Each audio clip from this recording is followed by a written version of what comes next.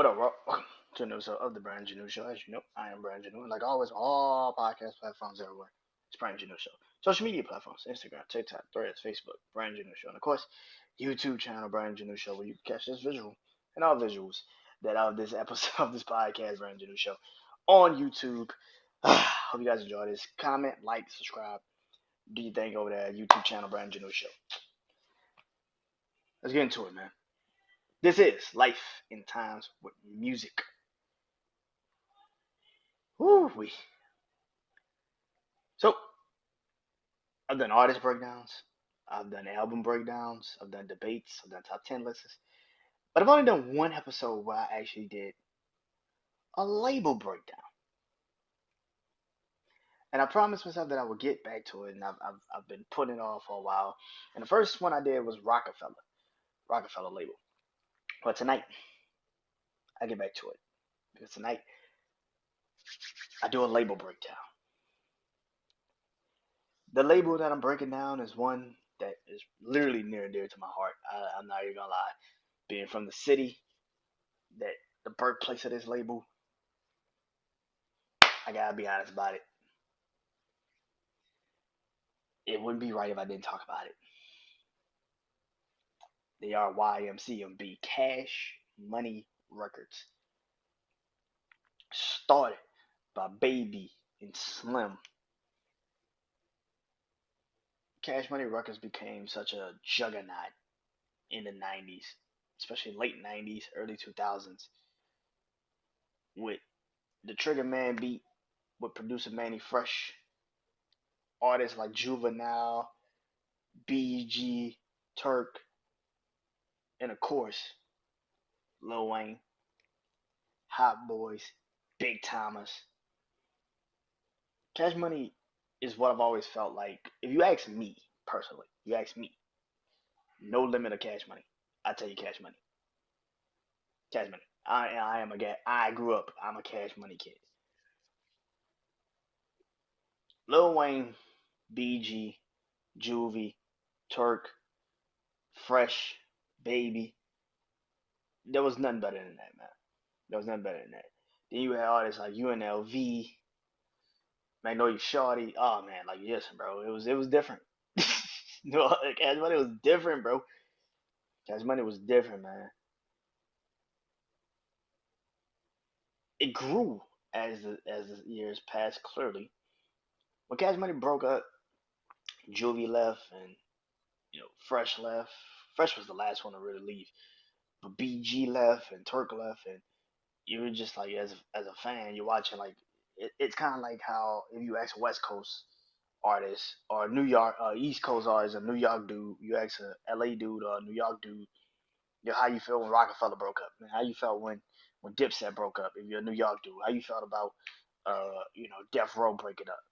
For me, it was like, man, how you feel about Cash Money breaking up? It was like, fuck, like I don't know, bro. Like for Lil Wayne to also have a chance to go to Rockefeller and team up with Jay Z and be a part of that situation, and still deciding to stay in Cash Money and get everything he really wanted, his own label, his ability to go do what he wanted to do, mixtapes and everything, which turned into mixtape Wheezy, which turned him into one of the greatest rappers of all time.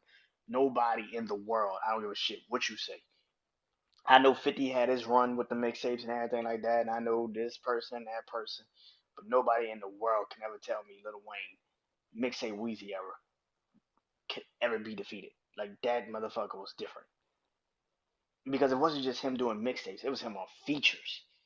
Like every fucking day, you had a different Wayne feature, and you were like, "This motherfucker different." Hooks, verses, every day, man. The man was just different.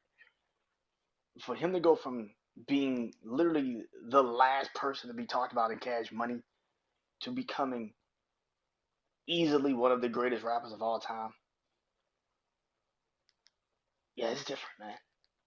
And of course, like I said, him starting off Young Money, and I'm talking about the original Young Money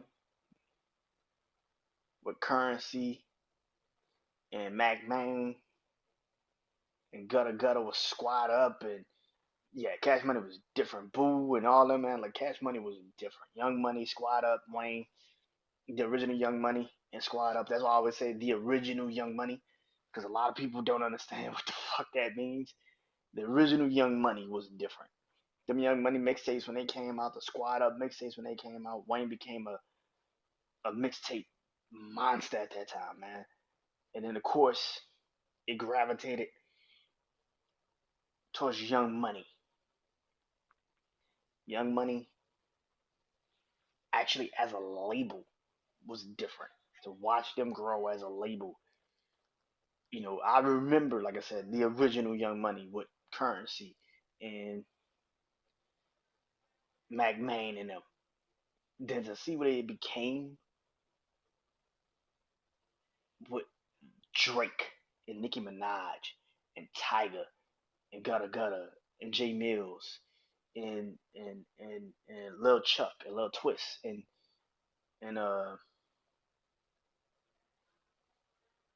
and Chanel, and it's like, bro, your money was different. Cash Money was different.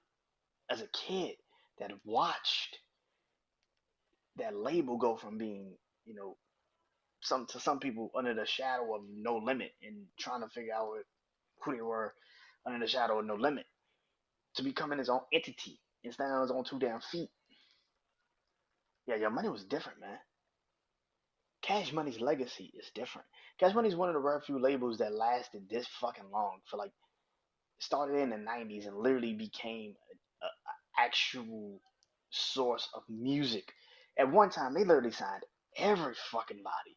Yo, Cash Money had DJ Khaled, DJ Khaled, Busta Rhymes. I think they had signed like T Pain, Bow Wow. Yo, they signed like every fucking body under the sun. Kind of like how Rockefeller signed everybody under the sun before they really disbanded. It was like, yo, this is different. This is different levels to this shit. Cash Money was different. Young Money was different. The label was different. You know what I'm saying? Like, I've never, like I said, been more of a fan of a label than that one because like I said, it's like me watching my childhood grow up. It was damn near impossible not to cheer for Cash Money, Young Money. To be a fan of that team, that label, man, is still one of the best things ever. And the fact that Drake and Nicki Minaj and Tyga, to a lesser extent, but Tyga, are still names that ring in the industry. That's crazy. For 15 fucking years, their names still ring in the industry. Drake is still selling out tours. Nicki Minaj is still selling out tours. Tyga still could drop a hit here and there. And then you still have Lil Wayne that's still doing his shit. I wish Cash Money as a label would have, Birdman would have gotten his shit together more than he did, because he fucked up how this shit ended.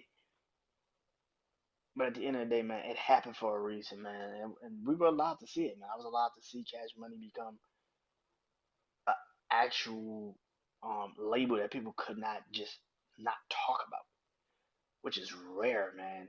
So I'm very proud to say, man, I grew up in a time period where Cash Money Records, when Juvenile said taking over for the 99 and the 2000s, the nigga wasn't lying. The nigga was not lying. So yeah, man. Oh no, man. Cash Money's legacy, I feel like is gonna be Cash Money's legacy. I think is just,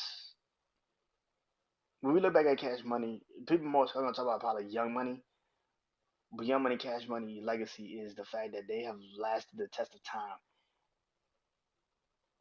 and became their. It became, to be honest, spawned multiple number one artists.